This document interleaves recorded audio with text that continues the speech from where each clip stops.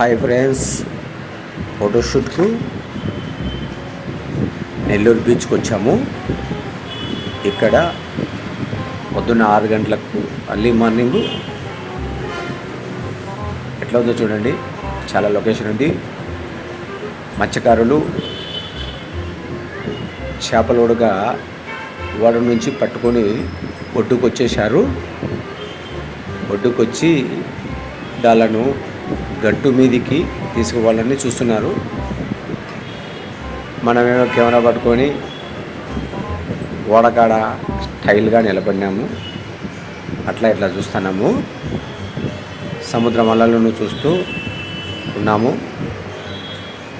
మన మిత్రుడు మత్స్యకారుడు ఒడ్డుకు చేర్చేదానికి ఓడను తాడుతో మంచి భయంకరమైన తాడుతో కట్టి ఆ ఓడ రేవును ఎంతో జాగ్రత్తగా కట్టి చూడు ఎట్లా బిగిస్తారో అట్లా బిగించి భారీగా బిగించి తర్వాత ఒక ట్రాక్టర్ని పిలుస్తారు. ఇలాంటి ట్రాక్టరు, ఈ ట్రాక్టర్ అక్కడే ఉంటుంది. అన్ని బోట్లకు ఈ ట్రాక్టర్ ఒక్కడే. అట్లా వెనకాల ట్రాక్టర్కు ఆ కొండి ద్వారా దానికి లింకు తగిలిస్తారు బోటుకు. అన్ని ప్లాస్టిక్ బోట్లే ఇవి, అలుగానే ఉంటాయి కొద్దిగా. ట్రాక్టర్ ద్వారా మళ్ళీ బోటును గట్టుపైకి ఇలా తీసుకెళ్తారు. ఇలా తీసుకెళ్ళి అక్కడ దాన్ని వర్షంబడి స్టాప్ చేసి సీరియల్ ప్రకారం పెట్టుకుంటారు. తర్వాత చేపలను చూడండి, ఎన్ని చేపలు వచ్చినాయో. ఒక్కొక్క బోటులో ఎన్ని చేపలు ఉన్నాయో చూడండి. ఫ్రెష్ చేపలు, సముద్రపు చేపలు. ఈ చేపలని వాళ్ళు పాట పాడుతున్నారు. ఇక్కడ పాట పాడి ఎవరికొద్దు వాళ్ళు తీసుకొని వెళ్తారనమాట. ఐస్ బాక్సులలో వేసి అక్కడికి ఇక్కడికి పార్సల్ పంపించేస్తారనమాట.